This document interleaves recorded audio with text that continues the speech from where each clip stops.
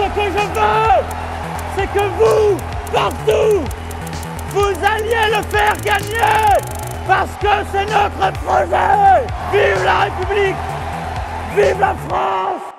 S'il y a bien un nom que vous connaissez tous, c'est bien celui-ci. Emmanuel Macron. Emmanuel Macron. Monsieur Macron. Macron, do you know Macron? He's a very nice guy. Macron. Emmanuel Macron est le président de la République française depuis 2017 et le moins qu'on puisse dire, c'est que c'est une personnalité extrêmement controversée. S'ils veulent un responsable, il est devant vous. Qu'ils viennent le chercher. Adoré par certains, détesté par beaucoup d'autres, depuis maintenant près de 8 ans, il ne se passe pas une seule journée sans que le nom d'Emmanuel Macron ne fasse la une des journaux. Si bien que vous en avez probablement assez d'entendre parler de cet homme. Vous avez l'impression de voir et d'entendre son nom à longueur de journée et surtout à force de tout connaître sur la vie du président français. Entre son parcours académique brillant, son passé de banquier chez Rothschild ou encore son passage au ministère de l'économie, vous connaissez par cœur le récit de l'ascension de Macron vers la présidence. Enfin, du moins, vous avez l'impression de le connaître par cœur.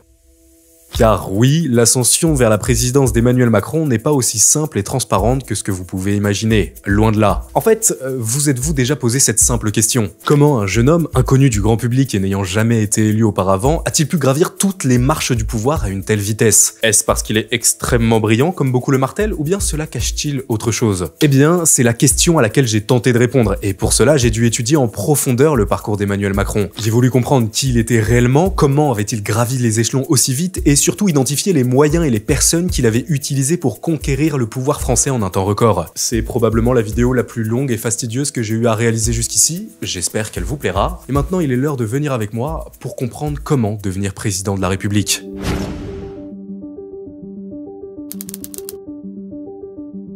Par-delà les divergences d'opinion, il n'y a pour moi qu'une seule France. Je veux leur dire que je serai le président de tous les Français. Le 6 mai 2007, après des mois d'une campagne présidentielle intense, Nicolas Sarkozy est élu président de la République. Il prend officiellement ses fonctions quelques jours plus tard et s'attaque alors directement à l'une de ses grandes promesses électorales, la relance de la croissance économique. Un projet très ambitieux et pour le mener à bien, Sarkozy décide de faire appel à une personne de confiance, Jacques Attali.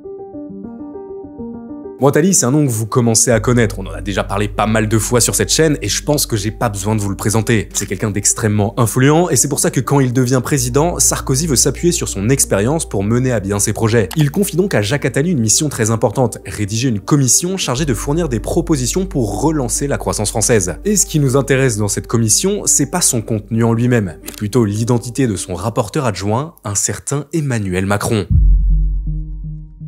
En toute honnêteté, c'est là, en 2007, que la plupart des gens estiment que la carrière politique d'Emmanuel Macron a débuté. Entourée de personnes extrêmement puissantes et influentes, la commission Attali est considérée comme le point de départ de l'ascension de Macron vers le pouvoir. Et c'est vrai, comme on va le voir par la suite, cette commission a joué un rôle déterminant dans l'avenir politique de Macron. Mais ce que la plupart des gens ne savent pas, c'est que lorsqu'il est nommé rapporteur adjoint par Attali, Macron n'est pas non plus un total novice du monde politique. En fait, tout a commencé pour lui quelques années auparavant, en 2002. Cette année-là, Macron n'a que 24 ans, il est encore étudiant à l'ENA et il fait la rencontre un peu par hasard d'un homme d'affaires très influent, Henri Herman. Et assez bizarrement, malgré leur immense différence d'âge, les deux hommes vont se lier d'amitié et Herman va jouer un rôle clé dans la suite de la carrière du jeune énarque. Il sera notamment son témoin de mariage en 2007, aux côtés d'un autre très bon ami de Macron, Marc Ferracci, aujourd'hui ministre français chargé de l'industrie.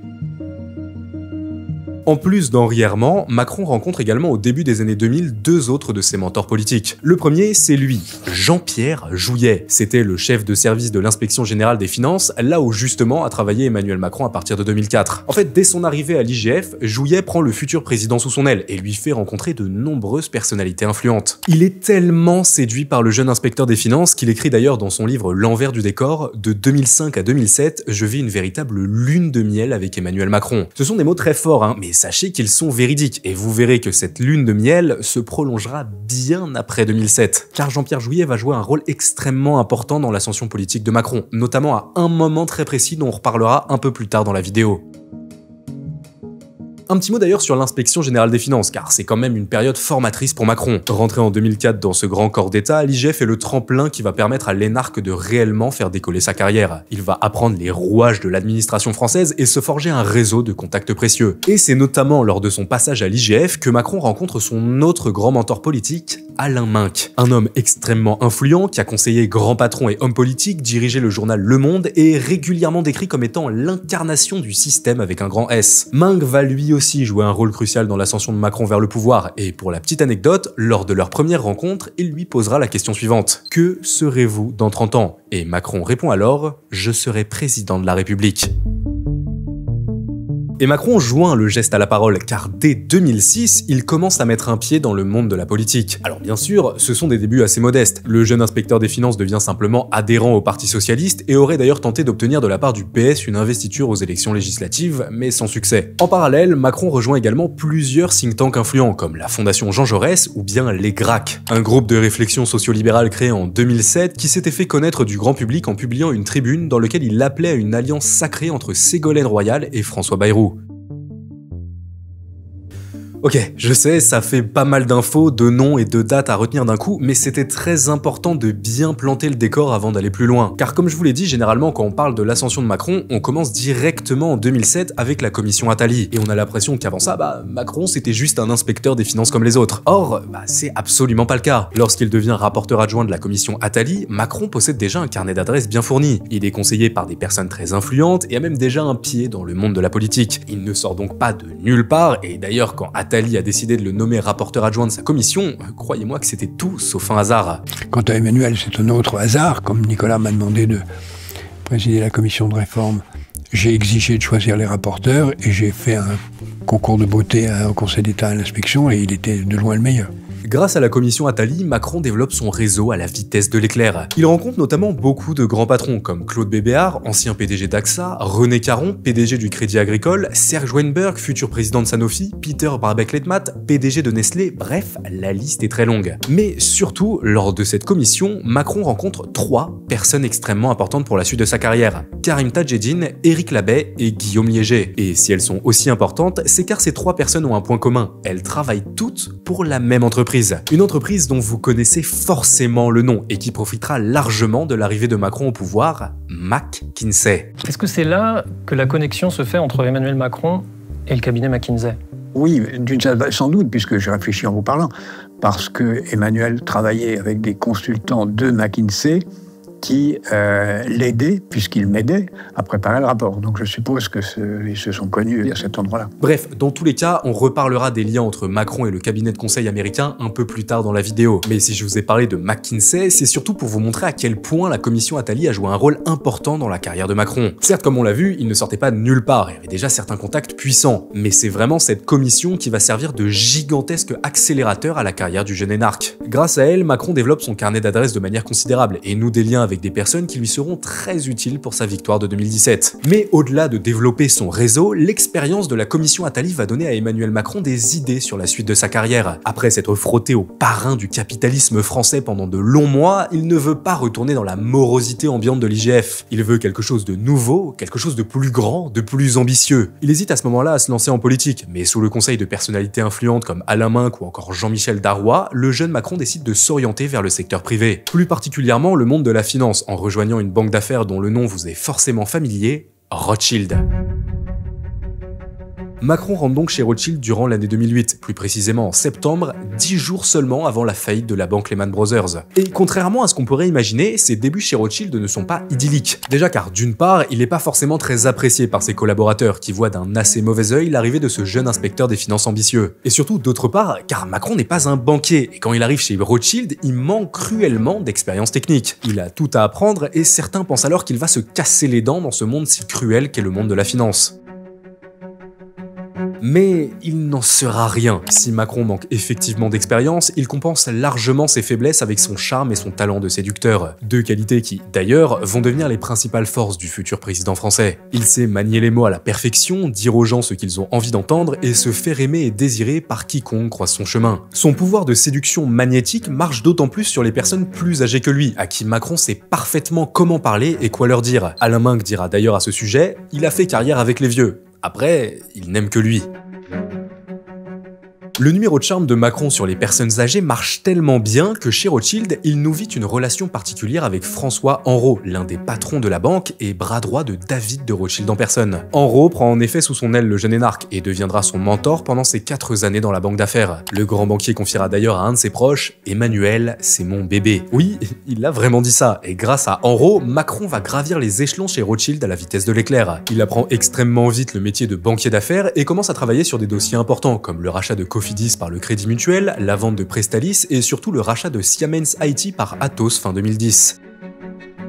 Grâce à cette opération, Macron est même promu associé gérant chez Rothschild fin décembre 2010, à l'âge de 33 ans, établissant ainsi un nouveau record de précocité. Mais en réalité, le véritable coup d'éclat de l'ancien inspecteur des finances au sein de la banque d'affaires intervient un peu plus tard, au printemps 2012. À cette époque, Macron est en charge d'un dossier extrêmement important, le rachat par Nestlé de la branche de lait infantile du géant pharmaceutique Pfizer. Bien aidé par ses liens avec le PDG de Nestlé, Peter Brabeck Letmat, rencontré lors de la commission Attali, Macron va mener à bien cette transaction, évaluée à 9 milliards d'euros. Oui, c'est gigantesque, et avec cette opération, Macron empoche une commission très généreuse, devient même millionnaire, et tout le monde s'accorde à dire qu'une longue et brillante carrière de banquier d'affaires s'offre à lui. Sauf que, ce que je vous ai pas encore dit, c'est qu'en parallèle de sa carrière de banquier d'affaires, Macron continue quand même à s'impliquer dans la vie politique française. Il est nommé rapporteur d'une commission présidée par Jean-Michel Darrois, rencontre des hommes politiques comme Jean-François Copé ou Laurent Fabius, mais surtout commence à se rapprocher d'une personnalité qui jouera un rôle décisif dans sa carrière, François Hollande. Rencontré grâce à Jacques Attali, Macron noue en effet des liens privilégiés avec l'ancien premier secrétaire du Parti Socialiste. Il décide même de le soutenir lors des primaires du PS en 2011, au détriment pourtant du favori, un certain Dominique Strauss-Kahn. Et quand l'affaire du Sofitel éclate et que DSK est écarté de la course à l'investiture socialiste, Macron décide même de s'impliquer directement dans la campagne présidentielle de François Hollande. Il anime notamment une sorte de cercle d'économistes informels connu sous le nom de Groupe de la Rotonde, qui va être chargé d'élaborer un programme économique pour François Hollande. Et même si la plupart des propositions du Groupe de la Rotonde ne seront pas retenues par Michel Sapin, le responsable du projet présidentiel d'Hollande, cette expérience va jouer un rôle important dans la suite de la carrière de Macron. Notamment car l'un des économistes du Groupe de la Rotonde n'est nul autre que Jean Pisani-Ferry, futur directeur du programme de Macron en 2017. Malgré son travail en banque d'affaires, Macron reste donc profondément attiré par le monde politique, et semble même prêt à franchir le cap. Il ne lui manque donc plus qu'une offre suffisamment intéressante pour le convaincre de quitter son poste chez Rothschild. Et ça tombe bien, car en janvier 2012, alors que la campagne présidentielle bat son plein, un dîner secret est organisé chez Bernard Attali, jumeau de Jacques Attali. Un dîner un peu particulier, où sont réunis plusieurs grands patrons français, ainsi que François Rebsamen, un homme politique très proche de François Hollande. Et selon le journaliste Gérard Davet, voici ce qu'il s'est passé lors de ce dîner. François Rebsamen va à des dîners, il est un peu l'émissaire de François Hollande dans tout ce qui est CAC 40, côté patron progressiste. Et il y a un dîner qui est organisé chez Bernard Attali, le frère de Jacques Attali, on retrouve toujours les mêmes de toute façon, hein, c'est un tout petit monde la France. Et il se retrouve chez Bernard Attali, et là il y a plusieurs patrons, et au sortir de ce dîner, François Rebsamen va voir François Hollande et il dit à François Hollande, ils m'ont demandé et donné comme consigne qu'une seule chose, tous ces gens importants, c'est que une fois à l'Élysée, tu nommes Emmanuel Macron secrétaire général adjoint chargé de l'économie. Et effectivement, quelques mois plus tard, lorsque François Hollande devient président de la République, il va suivre les consignes données par ses grands patrons et nommer au poste de secrétaire général adjoint un banquier de chez Rothschild, alors inconnu du grand public, Emmanuel Macron.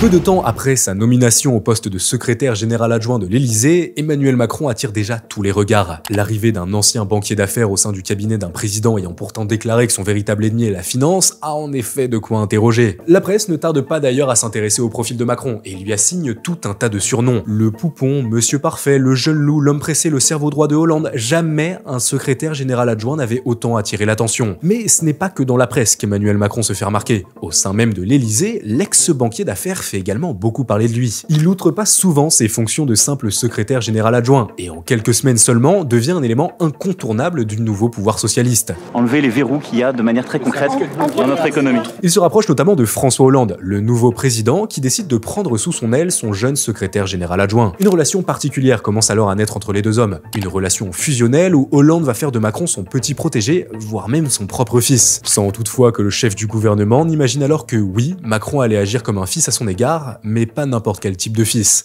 un Brutus. Mais bon, pour l'instant, on n'en est pas là. Macron vient juste de débarquer à l'Elysée, il n'est pas encore un traître et sa relation avec François Hollande semble au beau fixe. Les deux hommes ne se quittent plus et l'ancien inspecteur des finances est chargé par le président de tout un tas de missions importantes. Avec son passé de banquier d'affaires et son impressionnant carnet d'adresses, c'est notamment lui qui est chargé de faire le lien entre le pouvoir socialiste et le grand patronat. Dès qu'un de ces princes du capitalisme français débarque à l'Elysée, c'est toujours accompagné d'Emmanuel Macron que le président Hollande l'accueille. Le directeur général d'Orange de l'époque, Stéphane Richard, dira d'ailleurs à ce propos « Emmanuel Macron est notre relais, notre porte d'entrée auprès du président ».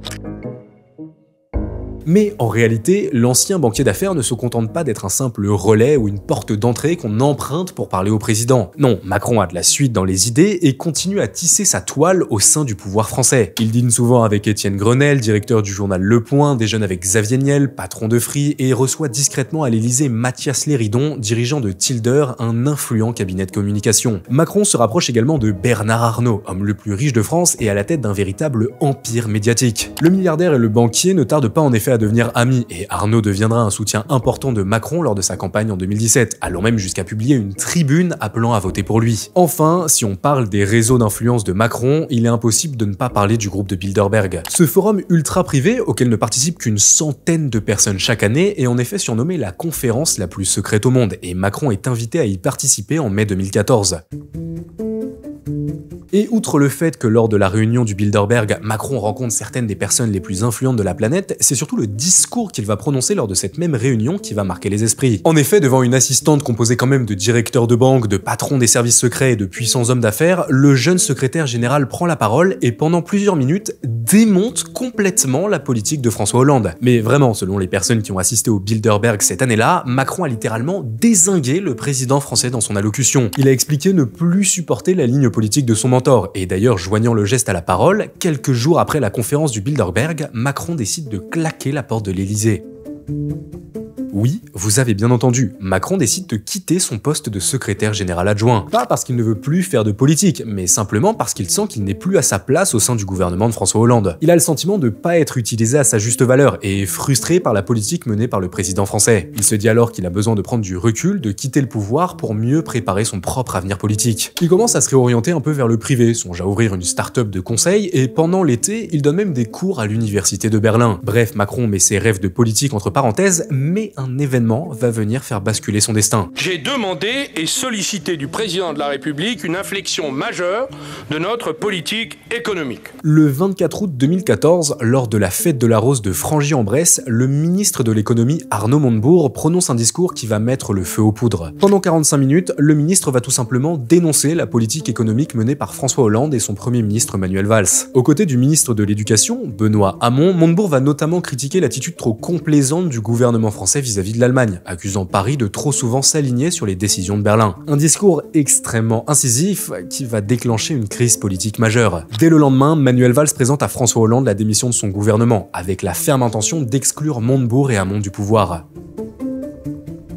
Sauf que du coup, petit problème, il faut trouver un nouveau ministre de l'économie, et vite. Plusieurs noms commencent à circuler, Bertrand Delanoë, Louis Gallois, Gérard Collomb, mais aucun n'est disponible. C'est alors qu'intervient un homme dont on a parlé un peu plus tôt, Jean-Pierre Jouyet, le mentor de Macron à l'inspection générale des finances. Nommé début 2014 secrétaire général de l'Elysée, c'est lui qui va pousser la candidature d'Emmanuel Macron au gouvernement. Il sait que son poulain a quitté l'Elysée parce qu'il se sentait sous-estimé, et pense que cette nomination au ministère de l'économie lui offrira enfin l'occasion de prouver sa véritable valeur. Hollande et Valls vont valider ce choix, et donc le 26 août 2014, quand Jean-Pierre Jouyet débarque sur le perron de l'Elysée, il a le visage qui rayonne et annonce la composition du nouveau gouvernement. Monsieur Emmanuel Macron, ministre de l'économie, de l'industrie et du numérique. Celui qui avait quitté l'Elysée quelques semaines plus tôt revient donc au gouvernement par la grande porte, et personne ne s'en doute alors, mais le loup vient de rentrer dans la bergerie.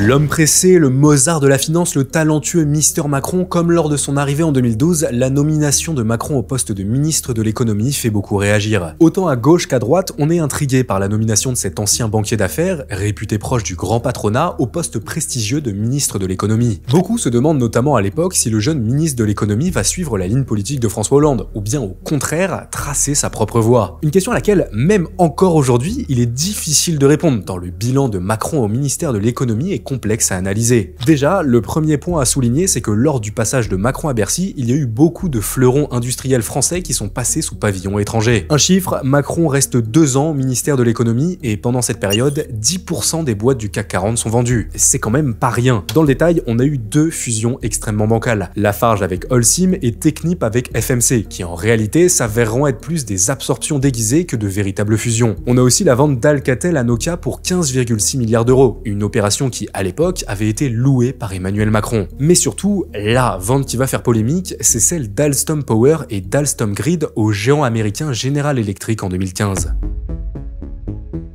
Alors, cette vente, je suis sûr que vous en avez entendu parler, elle a déclenché une gigantesque polémique et même plusieurs enquêtes judiciaires. Il faut dire qu'en même temps, cette histoire est assez étrange. Initialement, l'ancien ministre de l'économie, Arnaud Montebourg, avait tout fait pour que la vente n'aboutisse pas, et avait même tenté de convaincre Alstom de plutôt se tourner vers l'allemand Siemens. Donc on bloque, on dit non, et on ouvre le débat avec les Allemands, sans être sûr que ça marche, faut jamais se lier les mains, mais on travaille avec les Allemands et les Japonais. Sauf qu'une fois Montebourg débarqué, c'est Macron qui débarque à Bercy. Et là, comment vous dire que les choses vont changer? Quelques semaines seulement après sa prise de fonction, le jeune ministre de l'économie décide d'autoriser la vente des activités énergétiques d'Alstom à General Electric. Une décision extrêmement surprenante donc, que le principal intéressé justifiera en expliquant avoir été mis devant le fait accompli et n'avoir rien pu faire pour sauver Alstom. Sauf que certains remettent en doute la véracité de ses propos, expliquant que Macron avait autorisé la vente à General Electric pour pouvoir bénéficier par la suite de financement pour sa campagne présidentielle de 2017. C'est notamment la thèse défendue par le député Olivier Marleix, qui va saisir la justice en 2019 concernant la vente d'Alstom, expliquant qu'on avait affaire là à un pacte de corruption. Ce que j'ai découvert par la suite, à travers les Macron-Leaks notamment, qui ont été exploités par la presse, c'est finalement qu'il y avait des résonances assez étranges entre des structures juridiques qui avaient bénéficié de cette vente et d'un côté, que j'avais moi identifié comme étant intéressés à la vente d'Alstom, et des donateurs de la campagne de M. Macron, et des gens qui se sont mobilisés aussi pour des dîners de levée de fonds. À noter que plusieurs enquêtes sont toujours en cours à l'heure où je vous parle, et si la culpabilité de Macron n'a pour le moment pas été prouvée, ce qui est sûr c'est que la vente d'Alstom à General Electric sera un désastre total pour la France. Des milliers d'emplois supprimés, une souveraineté industrielle en péril et de nombreuses promesses qui ne seront jamais tenues. Mais ce n'est pas tout. Si au niveau industriel, le bilan au ministère de l'économie de Macron fait débat, au niveau purement économique justement, c'est la même chose. En fait, le principal fait d'armes de l'ancien banquier, c'est la fameuse loi pour la croissance, l'activité et l'égalité des chances économiques, dite loi Macron. Cette loi, elle est une première étape. Elle sera suivie d'autres décisions.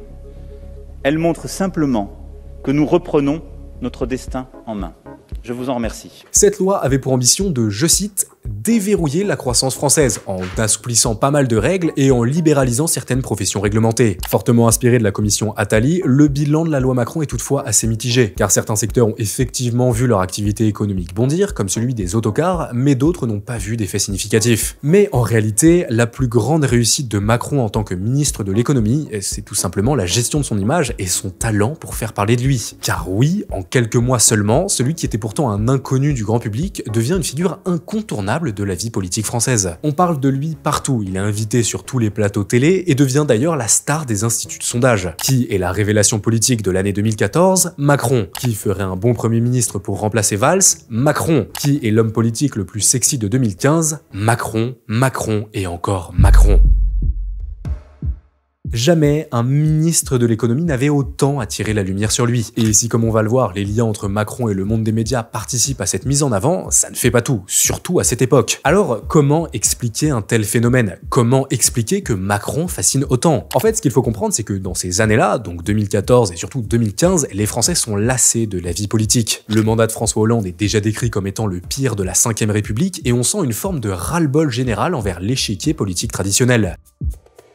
Et puis voilà qu'un peu nulle part arrive ce jeune ministre de l'économie, charismatique, éloquent et qui ressemble à une sorte de bouffée d'air frais dans un paysage politique assez médiocre. Attention, hein, les Français ne le voient pas du tout comme un futur président ou quoi, mais simplement voilà, ils sont intrigués par le personnage d'Emmanuel Macron. Et il faut dire qu'en plus de tout ça, le ministre de l'économie fait tout pour sortir du lot en s'éloignant de plus en plus du pouvoir socialiste en tenant des propos chocs. Il lâche que les jeunes Français doivent avoir envie de devenir milliardaires, que le statut des fonctionnaires n'est plus adapté au monde tel qu'il est, ou encore qu'il faut en finir avec les fausses idées de la gauche, les 35 heures en tête.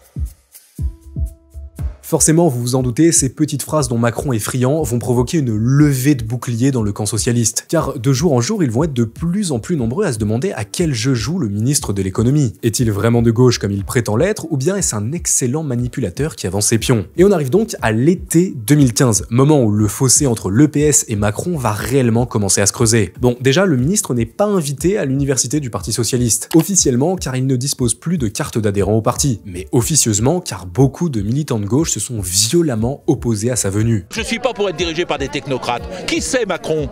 Il vient d'où Macron?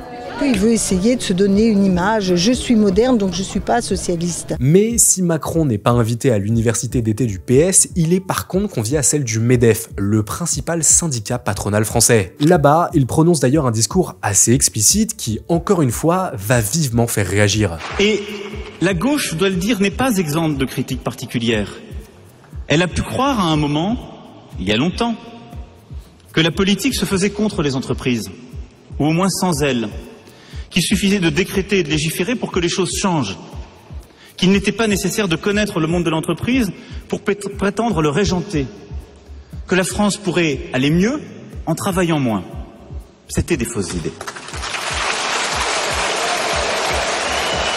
Mais si les propos de l'ancien banquier provoquent l'indignation chez de nombreux socialistes, le big boss du PS, François Hollande, lui, ne l'entend pas de cette oreille. Il pardonne absolument tout à son petit protégé et se dit au contraire que grâce à lui, il aura peut-être une chance d'être réélu en 2017. Et malgré les avertissements de son entourage proche qui essaye de le prévenir de l'ambition grandissante de son jeune ministre, Hollande refuse de les écouter. Il ne peut pas croire, ou plutôt il ne veut pas croire, que Macron va le trahir. Quelle naïveté. Car si en public le ministre de l'économie continue de jurer qu'il est socialiste et qu'il restera fidèle au président, en coulisses les choses sérieuses sont vraiment en train de commencer.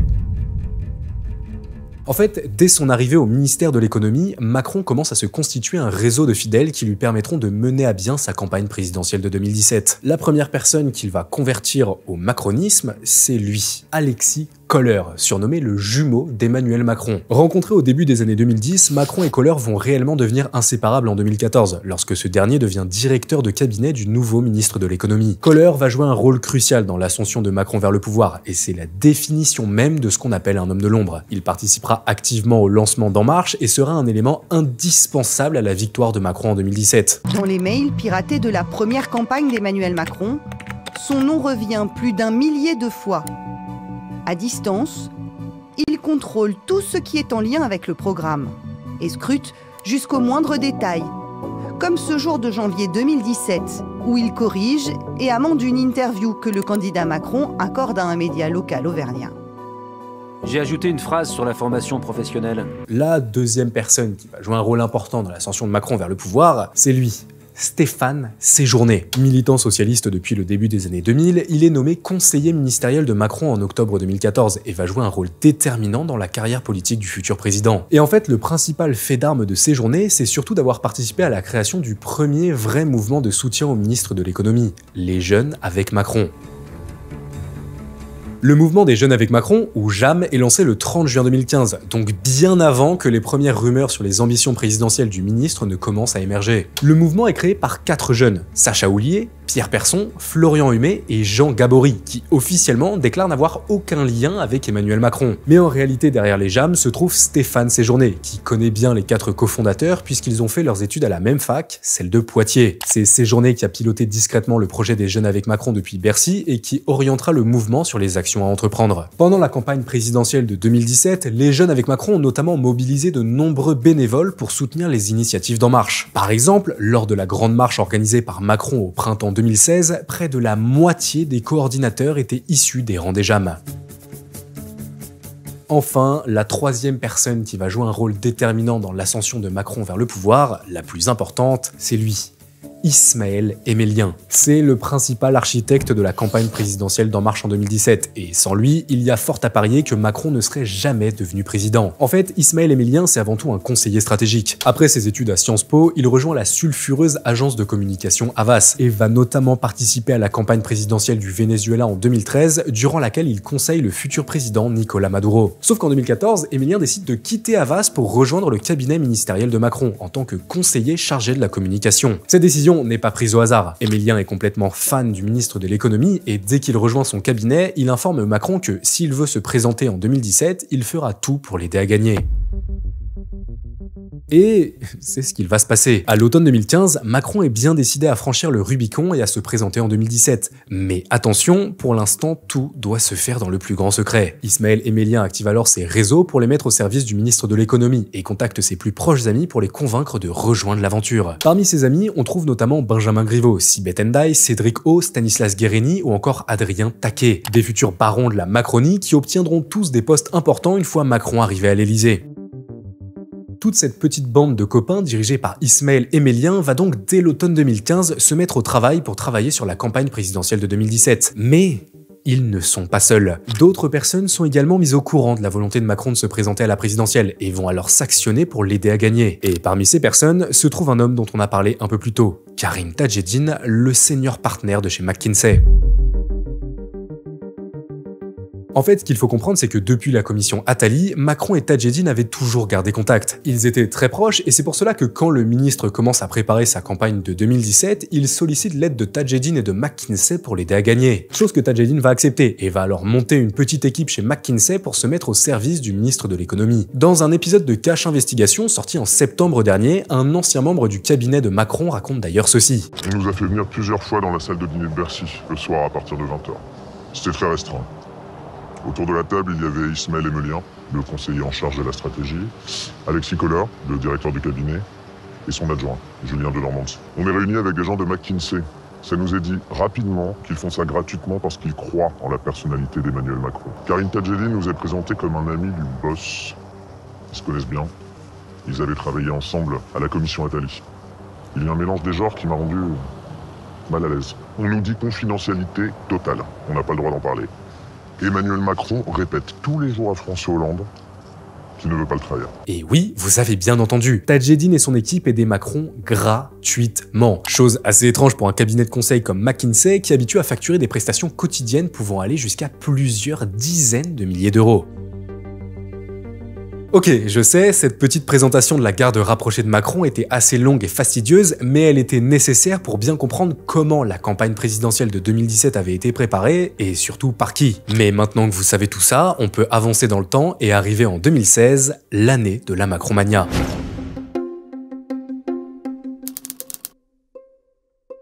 Début 2016, la rupture entre Macron et le Parti Socialiste devient de plus en plus inéluctable. La non-promulgation du projet de loi Macron 2 et sa rivalité grandissante avec Manuel Valls isolent de plus en plus le jeune ministre de l'économie du reste du gouvernement. Mais Macron ne semble pas souffrir de cette situation, au contraire même. Bénéficiant toujours du soutien inconditionnel d'Hollande, il multiplie les petites phrases cinglantes à l'égard du pouvoir socialiste et voit sa cote de popularité exploser au point de devenir l'une des personnalités politiques préférées des Français. En parallèle de ça, le ministre de l'économie, qui sait déjà qu'il va se présenter en 2017, continue d'élargir son réseau. Il drague les élites à Davos, dîne au siècle, rencontre les grands patrons de la FEP et est même consacré Young Global Leader. Macron cultive également son image de jeune ministre moderne et noue des liens avec les entrepreneurs français du monde de la tech, comme le montre sa participation à la French Tech Night de Vegas en janvier 2016. Bref, Macron est absolument partout, son influence grandit de jour en jour et en coulisses, sa garde rapprochée travaille d'arrache-pied sur sa campagne de 2017. Et puis, fatalement, le 6 avril 2016, ce qui devait arriver, arriva. J'ai mis du temps, j'ai réfléchi, j'ai consulté, j'ai associé beaucoup de gens et j'ai décidé qu'on allait créer un mouvement politique. Un mouvement politique nouveau. Emmanuel Macron lance donc officiellement son propre mouvement politique En Marche, un nom qui est d'ailleurs à mettre au crédit d'Adrien Taquet, l'un des amis d'Ismaël Emelien, qui voulait un nom court et moderne pour le parti de Macron et surtout qui reprenne les initiales du ministre. A noter d'ailleurs que la première adresse de domiciliation d'En Marche, c'est pas chez Macron ou chez l'un de ses conseillers, non, c'est chez Laurent Bigorgne, un homme dont on n'a pas encore parlé jusqu'ici, mais qui est pourtant extrêmement important puisqu'il est le directeur d'un think tank influent, l'Institut Montaigne, et surtout, c'est un ami très proche du futur président. Exit Laurent Bigorgne, vous êtes directeur de cet Institut Montaigne, think tank d'inspiration libérale. Vous êtes aussi l'un des proches soutiens d'Emmanuel Macron. Je suis un de ses proches amis. Proches amis, soutien. L'association En Marche est toujours domiciliée chez vous? Non. Ah. Non, elle a cessé de l'être le jour où il a lancé officiellement son mouvement, mais je le faisais à titre tout à fait privé. Un soutien privé, pas tant que ça, car lors de la campagne présidentielle de 2017, l'Institut Montaigne va donner aux équipes de Macron des idées et des analyses pour étoffer le futur programme politique d'En Marche. Enfin, quand on parle du lancement du mouvement politique de Macron, on oublie trop souvent de parler de Guillaume Liéget. Alors si vous suivez bien cette vidéo, ce que j'espère vous faites, Guillaume Liéget, on en a déjà parlé un peu plus tôt. Macron rencontre cet homme en 2007 lors de la commission Attali lorsque Liéget travaille chez McKinsey. Sauf qu'entre-temps, il a quitté son job chez McKinsey pour se lancer dans l'entrepreneuriat et a créé sa propre start-up, Liéget Müller-Ponce. Et alors globalement, cette start-up, elle est spécialisée dans l'optimisation des campagnes électorales et elle a créé un logiciel ultra performant, 50+1. Ce logiciel permet entre autres d'identifier les quartiers stratégiques pour faire du porte-à-porte, en fournissant des analyses détaillées sur les comportements électoraux. Et ça paraît pas comme ça, mais pouvoir précisément identifier les endroits où aller pour convaincre les électeurs de voter, ça peut faire toute la différence dans une campagne. À ce stade de la vidéo, vous commencez à entrevoir comment Macron a réussi à devenir président de la République. Au départ seulement adulé par quelques grands patrons et hommes d'influence, il a rapidement réussi à se construire son propre cercle de fidèles prêts à l'aider pour gagner la présidentielle. Que ce soit les jeunes avec Macron, Alexis Kohler, Ismaël Emelien et ses amis, Laurent Bigorgne, les entrepreneurs de la tech, Guillaume Liéget, Tadjedji, McKinsey, bref, début 2016, Emmanuel Macron a déjà des arguments solides pour prétendre à la victoire finale en 2017. Mais il y a un autre élément à prendre en compte et dont on n'a pas assez parlé. Un élément important, et je sais que vous l'attendez avec impatience, le rôle de la presse dans l'ascension politique d'Emmanuel Macron. Le monde selon Macron. La fusée Macron. La bombe Macron. Le phénomène Macron. Voilà un petit florilège des unes consacrées entre 2014 et 2016 à celui qui n'est encore que ministre de l'économie. Des unes très avantageuses où on voit à chaque fois un Macron souriant et dynamique qui semble avoir un projet tout tracé pour l'avenir de la France. Alors bien sûr attention, ce petit échantillon de unes que je vous montre, c'est pas exhaustif et ça veut pas dire que tous les médias ont unanimement roulé pour Emmanuel Macron. Mais il ne faut pas non plus être naïf et ignorer le parti pris apparent de certains journaux en faveur du futur président de la République. Et d'ailleurs, quand on se penche un peu sur la question, on voit que ce parti pris est même assumé par certains. On a par exemple Christophe Barbier, directeur de l'Express, qui va explicitement assumer son soutien à Macron, déclarant qu'il était celui qui incarne le plus l'esprit de réforme en France aujourd'hui avec modernité. Alors justement, vous avez vu passer 6 présidents de Mitterrand à Macron, vous avez un préféré, Christophe Barbier ? Ah ben, il est incontestable que les idées pour lesquelles je me suis battu pendant 30 ans sont assez bien, pas toutes, représentées par Emmanuel Macron. Alors on me dit toujours, Barbier, vous êtes macroniste. Mais c'est faux! C'est Macron qui est barbieriste. Et les chiffres parlent d'ailleurs d'eux-mêmes. Selon le cabinet Denso & Consulting, du 1er avril au 31 septembre 2016, Macron a eu 43% des parts de voix dans les médias. Alors que sur les réseaux sociaux, là où les médias n'ont pas de contrôle, la part des voix de Macron n'était que de 17%. Pour finir sur les relations médiatiques de Macron, je voudrais que vous jetiez un coup d'œil attentif à cette une, et plus particulièrement à cette photo. On y voit un Macron en maillot de bain, détendu à côté de sa femme Brigitte. Mais ce qui est intéressant ici, c'est pas la photo en elle-même, mais plutôt la personne qui a organisé ce shooting photo. Il s'agit d'une femme d'un certain âge, surnommée la papesse de la presse people, Michèle Marchand, dit Mimi. Une femme au passé obscur, ancienne criminelle condamnée pour trafic de drogue, qui a réussi à se faire un nom dans le milieu de la presse people dans les années 2000. Elle a révélé de nombreux scoops comme la liaison entre Nicolas Sarkozy et Carla Bruni, la grossesse de Rachida Dati ou encore l'affaire Zaya. Mais donc, quel est le rapport entre cette Michèle Marchand et Emmanuel Macron? Eh bien, début 2016, la papesse de la presse people est introduite auprès du ministre de l'économie par l'intermédiaire de Xavier Niel. À ce moment-là, des rumeurs autour de la sexualité de Macron commencent à prendre de l'ampleur et Mimi Marchand paraît être la personne idéale pour éteindre l'incendie. Sauf que la relation entre Macron et Mimi ne va pas se limiter à un simple service rendu et va rapidement évoluer en un partenariat à long terme. Et ça, c'est en grande partie car Michèle Marchand noue une amitié avec une personne dont on n'a pas vraiment parlé jusqu'ici, Brigitte Macron.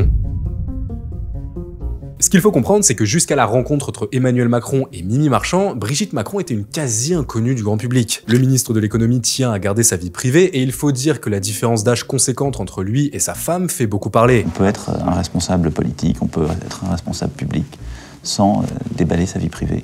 Et Macron a peur qu'en exposant trop son couple, cela finisse par nuire à son image politique. Mais quand Mimi Marchand rencontre le ministre de l'économie et sa femme, elle leur explique qu'il faut changer de stratégie, qu'il ne faut pas avoir honte de cette différence d'âge et au contraire l'exploiter au maximum, que Brigitte Macron est belle et qu'elle est un atout majeur pour l'image publique de son mari. Et c'est pour cela qu'à partir du printemps 2016, le couple Macron va devenir de plus en plus médiatisé. De nombreuses unes et articles vont fleurir concernant le couple, dont celle-ci, la fameuse une de Paris Match qui sort en août 2016.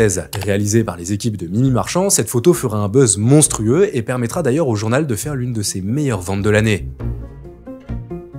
Mais malgré tout ce soutien médiatique, malgré toutes ces unes, malgré Mimi Marchand, Macron en 2016 n'est toujours pas un favori pour l'élection présidentielle. On lui donne certes entre 12 à 20% des voix au premier tour, mais personne ne croit vraiment qu'il est capable de l'emporter. Et puis il faut dire qu'officiellement, il n'est toujours pas candidat. Quand il lance En Marche en avril 2016, il explique clairement que ce n'est pas pour être candidat à l'élection présidentielle. Il fait passer son parti pour une sorte de nouveau mouvement politico-intellectuel et en coulisses, il rassure le PS sur le caractère inoffensif d'En Marche et au contraire explique que ce projet peut servir à faire gagner la gauche en 2017. Alors, le Parti socialiste décide de faire confiance à son ministre de l'économie malgré les signaux d'alerte évidents. Lorsque Macron déclare ouvertement que la gauche aujourd'hui ne le satisfait pas, le PS continue de lui faire confiance. Lorsque Macron décide de dézinguer l'ISF lors d'un colloque organisé par McKinsey et l'Institut Montaigne, le PS continue de lui faire confiance. Lorsque Macron décide d'organiser son premier meeting à la Mutualité en juillet expliquant vouloir porter son mouvement jusqu'à la victoire, le PS continue de lui faire confiance. Ce mouvement, nous le porterons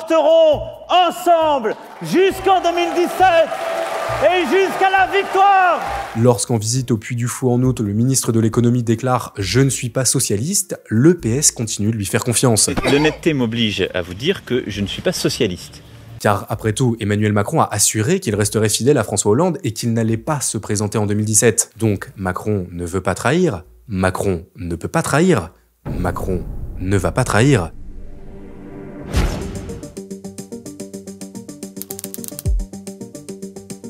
J'ai présenté cet après-midi au président de la République ma démission. Il l'a fait. Le 30 août 2016, Emmanuel Macron annonce qu'il quitte ses fonctions de ministre de l'économie pour se consacrer à son mouvement politique En Marche. Et même si cette démission n'était qu'une demi-surprise au vu du comportement de Macron ces dernières semaines, une partie du PS était restée dans le déni et ne pouvait pas croire que Macron allait quitter le navire. Le premier concerné est bien évidemment François Hollande qui déclarera le 31 août, je cite, « Emmanuel Macron m'a trahi avec méthode ». Mais le président français peut se lamenter tant qu'il le veut, son désormais ex-protégé est bel et bien parti et il ne fait plus aucun doute qu'il sera candidat à la présidentielle de 2017. Sauf que, malgré ses ambitions assumées, Macron n'est à ce moment-là toujours pas le favori dans les sondages. Il oscille entre 14 à 18% de voix au premier tour, bien loin des 27% de Marine Le Pen et encore plus des 34% de Alain Juppé, le candidat probable de la droite française. Et puis, il faut aussi dire que le fait de trahir Hollande ne va pas faire augmenter la popularité de Macron. On le décrit comme un traître, un Brutus, un animal à sang-froid qui a tué son père pour s'emparer du pouvoir. Bref, à gauche comme à droite, les détracteurs d'Emmanuel Macron sont nombreux. Et pire, même ses premiers mentors politiques semblent lui tourner le dos. Que ce soit Alain Minc et surtout Jacques Attali, pour qui Macron n'incarne que le vide et qui va même appeler François Hollande pour s'excuser après la démission du ministre de l'économie. Est-ce que vous savez qui est-ce qui a téléphoné à François Hollande hier après-midi? Non. Jacques Attali. Et pourquoi est-ce qu'il appelle François Hollande? Pour s'excuser de lui avoir présenté Emmanuel Macron, cet enfant coupable d'un parricide. Attali a appelé Hollande pour s'excuser. Malgré tout ce climat de méfiance, Macron, lui, ne compte pas baisser les bras et va tout faire pour gagner la présidentielle de 2017. Ses vieux parrains politiques ne veulent plus l'aider? Très bien, c'est juste qu'ils appartiennent encore au vieux monde et ne comprennent pas bien à quel point l'élection de Macron pourrait changer le destin de la France. Car oui, le projet présidentiel de Macron qui se dessine, c'est ça, du changement et une manière de diriger l'Hexagone qui n'aura rien à voir avec ce qui a été fait par le passé. L'ancien ministre de l'économie le dit d'ailleurs lui-même dans son livre. Le temps est passé des petits compromis commodes sur ces sujets qui conditionnent la vie de nos concitoyens. Nous devons simplement changer de logique. Donc, si le vieux monde ne veut plus de Macron, pas de souci. Lui et sa jeune garde composée d'Ismaël Émélien, Alexis Collère et autres Stéphane Séjourné continueront à porter leur projet, quoi qu'il en coûte. Et d'ailleurs, pour les aider dans leur tâche, Macron et ses équipes savent qu'ils peuvent toujours compter sur le soutien inconditionnel de McKinsey. Comme on l'a dit auparavant, le cabinet de conseil aide bénévolement l'ancien ministre de l'économie et ses équipes depuis maintenant 1 an, et plusieurs de ses employés vont aider Macron lors de sa campagne. Outre Karim Tadjeddine, on peut parler de Guillaume Ranieri, directeur associé de McKinsey, qui conseillera les équipes de Macron sur les questions de défense et de sécurité. On peut aussi évoquer le rôle de Mathieu Mocor, chef de projet chez McKinsey, qui a notamment déclaré « Nous sommes venus apporter de l'intelligence à la campagne ». D'ailleurs, pour l'anecdote, aujourd'hui, ce même Mathieu Mocor est rentré au gouvernement en tant que délégué interministériel à la jeunesse. Il est même devenu une petite star sur les réseaux sociaux, preuve que les agences de com comme McKinsey ont déjà très bien compris comment utiliser les nouveaux codes du numérique à leur avantage. Avec l'appui de McKinsey, la campagne présidentielle de Macron prend donc de l'ampleur durant l'automne 2016. L'ancien ministre de l'économie multiplie les meetings, rencontre ses sympathisants et essaie de convaincre des élus de droite comme de gauche à venir le rejoindre. Et le 16 novembre 2016, après quelques mois d'un faux suspense, Emmanuel Macron décide enfin d'officiellement franchir le cap. Je suis candidat à la présidence de la République parce que je crois, plus que tout, que nous pouvons réussir, que la France peut réussir. Mais même après l'annonce officielle de cette candidature, la victoire de Macron à la présidentielle semble presque impossible. C'est une bulle médiatique, un candidat sans réel programme, une sorte de Bayrou version un peu plus jeune, bref, personne n'y croit réellement. Et cette méfiance se reflète dans les sondages, où malgré tous ses soutiens, Macron peine à décoller. Mais il y a 2 éléments qui vont venir rebattre les cartes dans cette présidentielle décidément pas comme les autres. La première, c'est la victoire de François Fillon à la primaire de l'UMP devant Alain Juppé, qui pourtant encore quelques semaines auparavant semblait être l'immense favori à la victoire finale. Depuis 3 ans, je trace ma route à l'écoute des Français, avec mon projet, avec mes valeurs.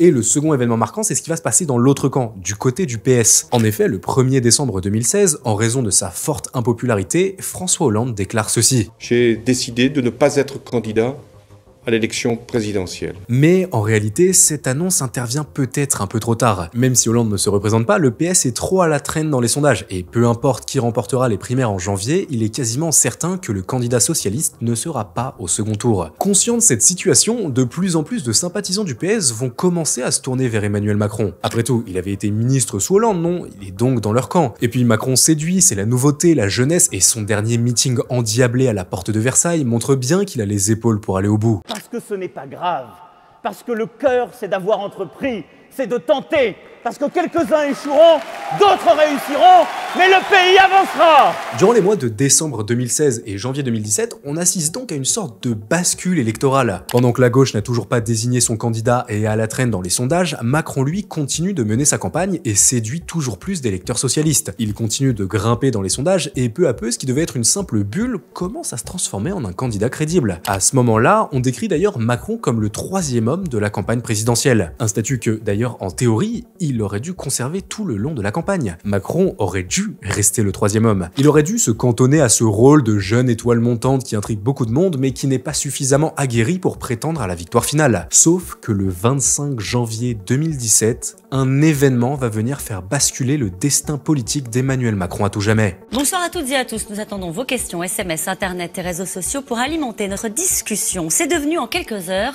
l'affaire Pénélope. La femme de François Fillon aurait perçu au total 500 000 € comme assistante parlementaire selon un article du Canard enchaîné.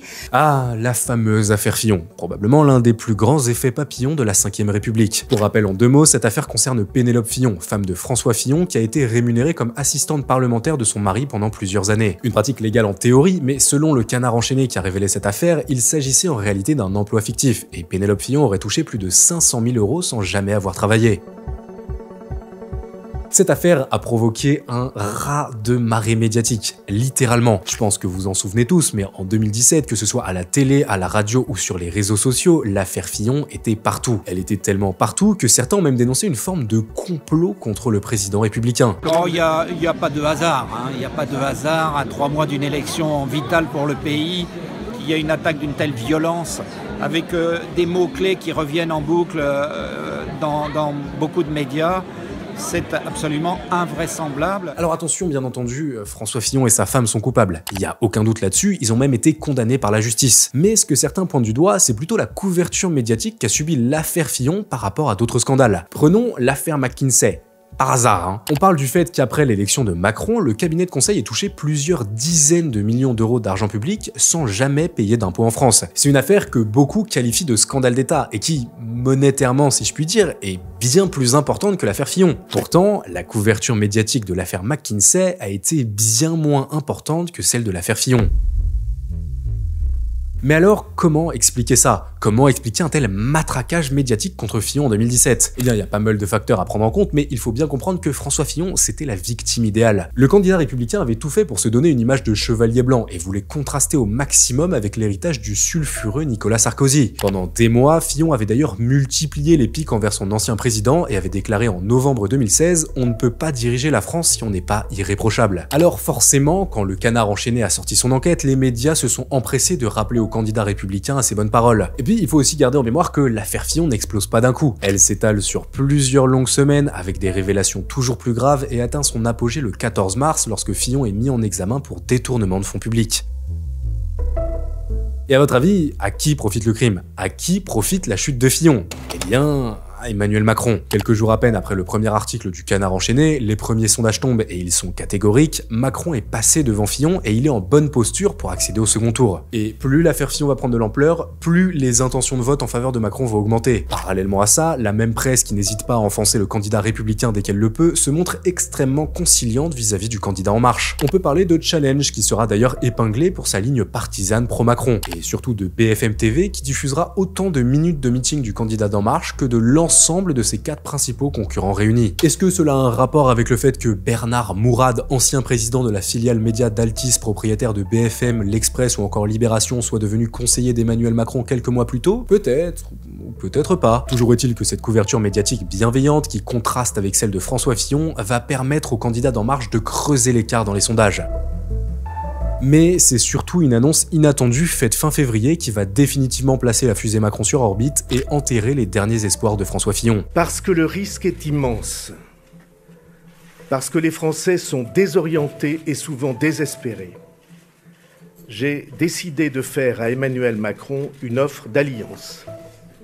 Moins d'une heure après cette déclaration, Emmanuel Macron a fait savoir qu'il acceptait son offre.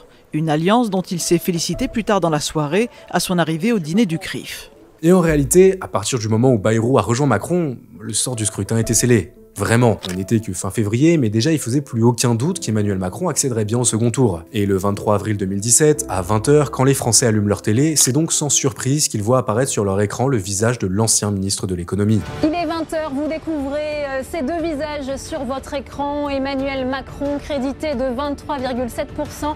Ce sont les estimations du premier tour, suivies par Marine Le Pen, la candidate du Front National, qui obtiendrait toujours, selon nos premières estimations, Ipsos 21,7% des suffrages. La suite de ce premier tour, un scénario que vous connaissez sans doute à trop bien connaître. Un appel général à former un front républicain contre Marine Le Pen, une presse unanimement acquise à la cause de Macron et un débat de l'entre-deux tours parfaitement maîtrisé par l'ancien ministre de l'économie. Vous êtes en train de lire une fiche qui ne correspond pas au dossier que vous avez cité. C'est triste pour vous, parce que ça montre votre impréparation à nos concitoyens. Le 7 mai 2017, il ne faisait donc aucun doute que celui qui était pourtant inconnu du grand public il y a 3 ans allait bel et bien devenir le nouveau président de la République française.